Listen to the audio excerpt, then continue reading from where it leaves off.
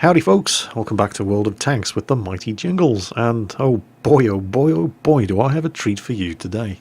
This replay was very kindly sent in by Chaos Rogue 5. I'm not sure about his name actually, there he is in his Jagdpanzer E100, the mighty Jägeru. It's almost as if he was trying to spell Chaos Rogue but forgot the C at the front. That may very well be the case, but his name is what it is. Now he's on Ensk, obviously it's a tier 10 game because he's in a tier 10 tank destroyer. Now, I don't drive a Jägeru myself, I haven't unlocked it yet, but I suspect that Jägeru drivers get a map like Ensk, and they rub their hands with glee. Because the frontal armour on this thing, if you can keep the lower glacis covered up, the upper glacis is practically impenetrable, it's so heavily armoured and sloped. The frontal upper superstructure armour is so heavily armoured that it can defeat shots from most tier 10 tanks unless they're firing premium ammunition. And the gun, 170mm, and it'll do 1050 average damage, and with 299mm of penetration with standard ammunition. And yet sometimes when you're firing at the front of tier 8 tank destroyers, all you do is blow their bloody tracks off. And it has such a long reload that, well, the T28 driver doesn't even need to use a repair kit. He can just wait for his crew to do their thing and quite safely pull back into cover before the Jägeru is ready to fire again. So that was a bit disappointing. But RNG is the name of this replay. But this replay isn't so much about what Chaos Rogue does in his Jägeru, although he has a decent enough game. And he pulls off some unbelievably lucky and unlucky shots. I mean, the one time he actually aims the thing, all he does is blow a tier 8 tank destroyer's tracks off. But some of the snapshots that he pulls off in this thing, ridiculously lucky. However, it's not about what he does during the course of this game, it's about what happens after he gets knocked out. Apologies for the mini spoiler there, but he's not going to survive this battle. It's what happens after his tank has been taken out. And watch this snapshot. Swings the gun around, boom, and that's actually a low damage roll for this gun. Takes some damage in return from the WZ. He knows that the WZ is going to reload long before he does, so he just sits there saying, come on, shoot me in the side. It's never going to penetrate. And he falls for it, which gives the Waffenträger Panzer IV the opportunity to come around and finish him off. His gun's almost reloaded, and then he Jagdpanther II. Takes some damage, shooting him in the side. Gun's reloaded again. And watch this snapshot. It doesn't even aim. Now that was an above average damage roll. Not enough to one-shot kill the Jagdpanther II, but left him on low enough health that the Centurion Mark 7, which you can see overtaking him here, was able to finish him off. Unfortunately, the Centurion 7 driver then appears to take complete leave of his senses and just YOLOs this enemy Jagdpanzer E100. Enemy Jägeru does exactly the right thing, backs into a corner so the Centurion can't get around him, finishes him off. Chaos Rogue reloads just a fraction of a second too late, but the enemy Jägeru then gives him his side and he's quite happy to take advantage of that shot. Backs off, Jägeru dead. And it's at this point that two things happen. First, Chaos Rogue takes a hit from the enemy Leopard driver, and secondly, the enemy Jagdpanzer E100 driver proving in chat that just because you've got good stats doesn't mean you're not an arsehole. But the Leopard just took a hit. He's now on 1034 health, and this gun does 1050 average damage. And so of course all it does is 1032 and leaves him on 2 health. You have got to be kidding. Well, he angles up. He angles up. Angle that armour. Angle that armour. Oh, artillery took a shot and missed. Still angling, angled well against the Leopard, managed to bounce his shot. The Leopard, correctly anticipating that he's just about to reload the gun, ducks into cover. And then a Batchat appears. And the Batchat, well, the Leopard's seen the Batchat as well. The Batchat fires and misses by a country mile. Chaos Rogue snaps and kills the Batchat, but he's not going to get away from the Leopard now. And there we go. That is the end of Chaos Rogue's game. Killed by a low damage roll against a Leopard on 1034 health. But he hasn't had a bad game. I mean, he's done over 1,000 damage. It could have been so much better. If it wasn't for that unlucky low damage roll against the Leopard, he would have killed the Leopard, he would have killed the Batchat, he would probably have gone on to kill the artillery, and then who knows what else. But RNG stepped in, got a low damage roll on the Leopard, he's now out of the game. What happens next is where this game takes a turn for the surreal.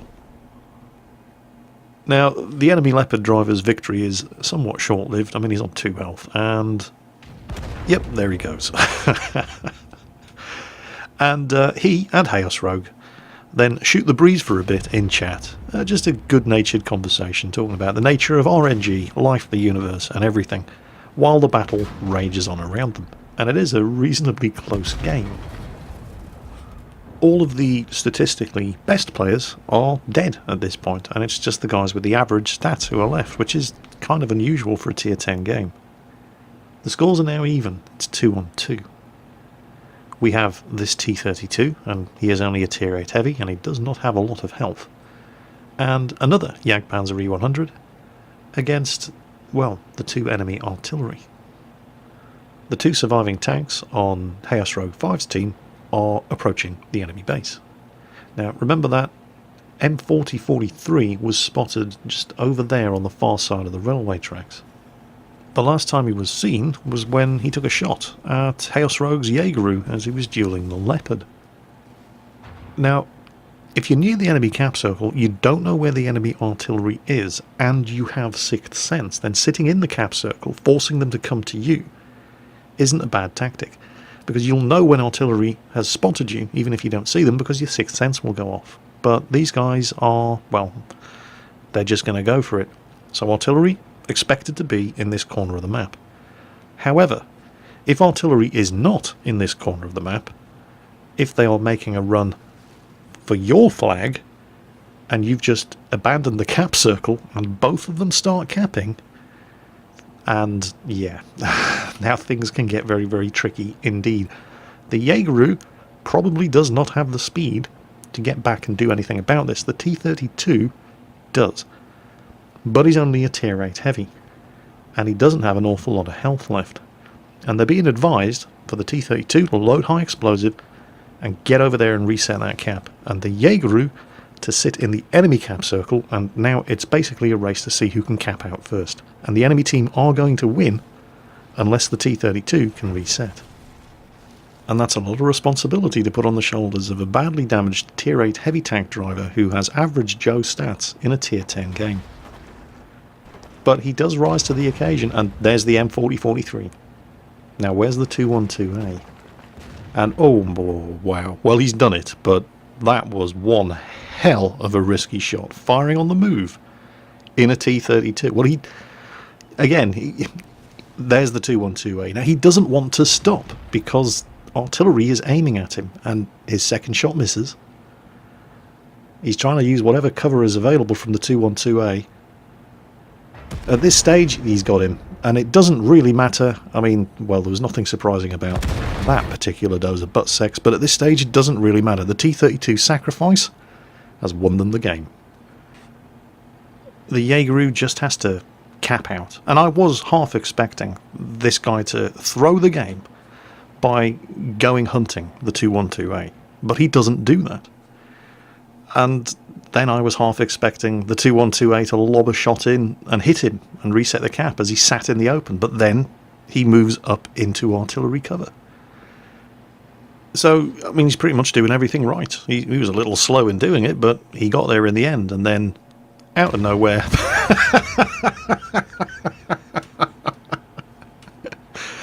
didn't even hit him. Splash damage. Did the tiniest bit of damage to his tracks and instantly reset the cap. What a shot.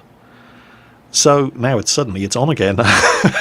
Now he has to go hunting and killing the 212A.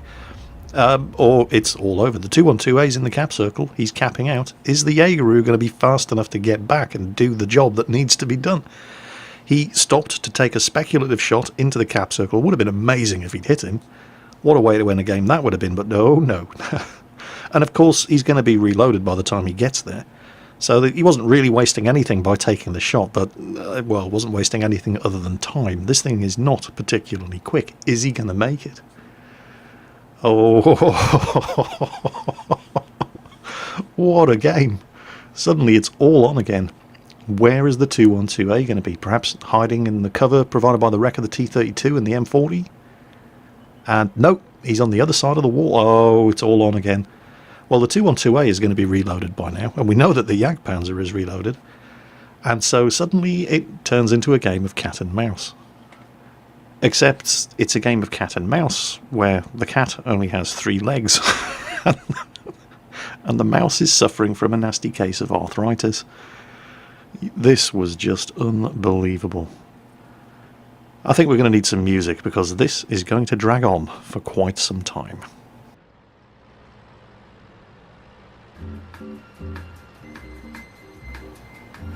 Have you ever seen a situation like this? I mean, one of them's a tank destroyer, he doesn't have a turret. The other one's artillery, doesn't have a turret. It's like watching 2 overweight old people playing hide and seek around a building. Oh man, look at them. And don't worry, there are some comedy moments ahead. This is not going to be just a case of watching a Jaegeru playing chasey chasey catchy catchy kissy kissy around an outhouse with object 212A. There are some fun moments. In fact, here's a thing. You know how since a couple of patches back, if you're firing armor piercing ammunition, you can fire through light obstacles like that brick wall and hit a target on the other side? Yeah. Doesn't work if you're firing high explosive though, does it, Mr. Artillery? You noob. Oh, the Jaegeru's got you now. Except he hasn't. He's managed to get away with it. Unbelievable. How did he get away with that? This is... The guys in chat just cannot believe what they're watching, and neither could I. Is he going to get him? Is he going to get him? Is he going to... No, he's not going to get him. And it's not going to take much longer for that 212. Oh, what the hell? He must have been firing high explosive. Yeah, he had to have loaded high explosive because he was going against artillery and just tried to hit him with a splash damage. I mean, it's a 170mm gun. Firing high explosive, it does have an appreciable splash radius, but it needed more than that. Do you think the 212A is reloaded by now? Yeah, that would be yes. Jeez. Now, if you thought it was frustrating watching a Jagdpanzer E100 trying to catch a 212A around a building when he was in full working order, yep, now he's got a damaged engine. And finally, the Jaegeru driver starts opening up the distance on the Object 212A. As long as he's within 50 meters of him, they both know exactly where the other tank is. And his only chance now is, well, to do exactly what he's done. Get enough separation from the enemy target so that you no longer appear on each other's radar. The 212 now does not know which side of that building the Jaegeru's gun is pointing. And so we settle down and we wait. Did anybody bring a pack of cards?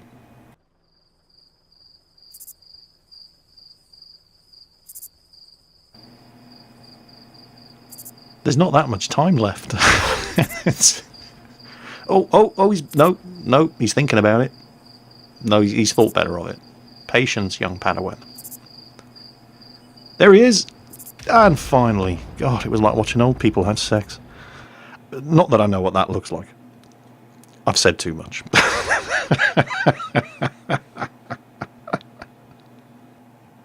Anyway, that was today's video. I hope you enjoyed it, and you should probably go and lie down in a darkened room and have yourself a stiff alcoholic drink after watching that.